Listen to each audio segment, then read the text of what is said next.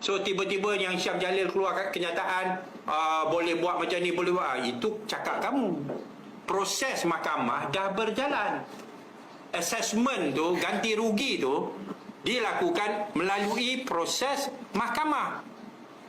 Ya? So itulah sebab bagi saya hujah-hujah Syam Jalil, Tuan Ibrahim, Tuan Man dan sebagainya adalah hujah-hujah nak lepaskan diri mereka daripada kesalahan yang mereka telah lakukan. Ini ada apa ni, Pakcik Khalid ni Pakcik Khalid Samad ni, dia apa ni, saya ingat dah lama duduk dalam gua kot, tiba-tiba keluar nak dekat-dekat Pilihan Raya ni kot berkali lah. Dia metik nama saya berkenaan ucapan Kampung Sungai Baru. Dia nak kata macam ni, dia kata apa Syam Jalil ni cakap lah macam tak betul lah berkenaan dengan Kampung Sungai Baru tu, sebab bila proses pengambilan tanah itu di bawah Akta Pengambilan Tanah tu telah berjalan, dia tak boleh stop dan sebagainya lah. Dia nak cakap macam tu lah, dia nak kata ni saya cakap ni tak betul lah. Tapi cuba kita tengok boleh ucapan dia tu. Bila orang petik nama saya, dia mengelabah nak jawab itu. Nombor satu, dia tak sebut pun berkenaan dengan geran yang saya sebut tu. Dalam ulasan-ulasan pihak-pihak PH ni, pihak-pihak PH maupun pihak dalam kerajaan, pasal geran tahun 2024 tu, kamu tak berani sebut pun, Khalid Samad. Kenapa tak sebut pasal geran yang dibagi 2024 itu? Dan apa pula kamu cakap, bila Akta Pengambilan Tanah itu telah dijalankan, dia tak boleh stop, dia berterusan ke macam mana? Mana kamu belajar undang-undang ni, Khalid Samad? Akta Pengambilan Tanah adalah untuk mengambil tanah itu, kerajaan ambil atas nama kerajaan untuk kegunaan awam. Dia tak cakap untuk kegunaan developer. Dia tak cakap untuk kegunaan pemaju. Itu takrifan kegunaan awam tu sebenarnya pun boleh kita argue tu. Adakah kalau nak bagi pemanju boleh buat projek bilion-bilion ini, kegunaan awam ke kegunaan macam mana? Itu pun sebenarnya boleh diargue. Cuma lagi satu tambahan ialah apabila 2021 dibuat Akta Pengambilan tanah itu, maka geran itu kan saya dah cakap, kita dah cakap berkali-kali, geran itu dipunyai oleh kerajaan. Tak semestinya bagi kepada siapa, bagi kepada ini. Masa itu sebelum geran ini pergi ke tangan pemaju, keputusan itu boleh di-reverse. Sebab bila dia gazette Section 8, dia boleh berbuat keputusan untuk ungazette dia balik. Itu mengikut undang-undang.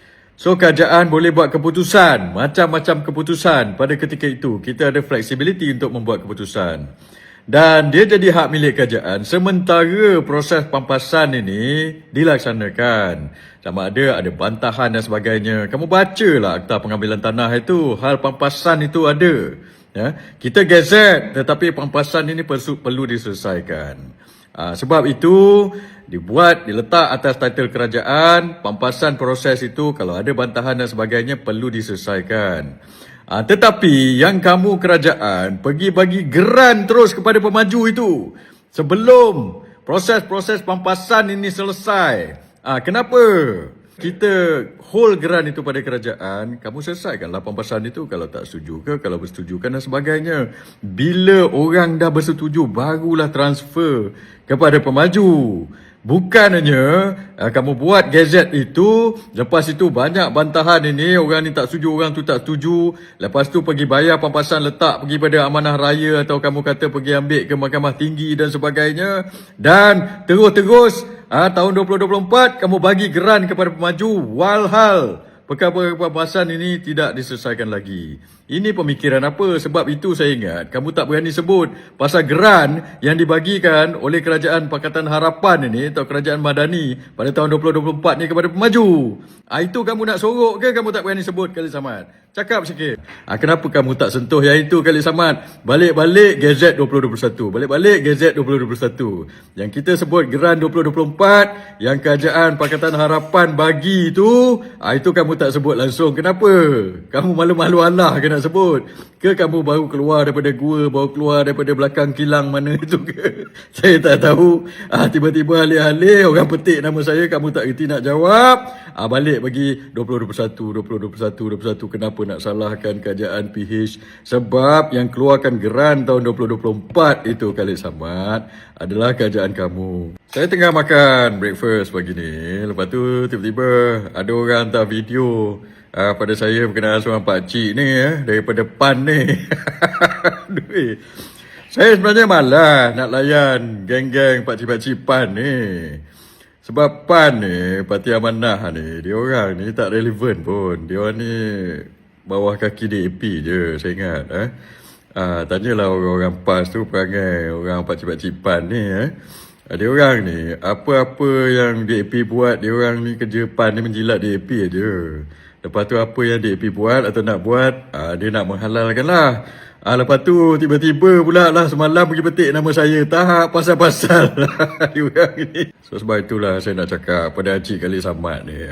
Khalid Samad, kamu tu dah tua. Tak payahlah nak menjilat-jilat. Bila kamu menjilat, orang tua menjilat ni buruk rupanya. Nak-nak kalau kita jilat nak menghalalkan apa yang kerajaan buat.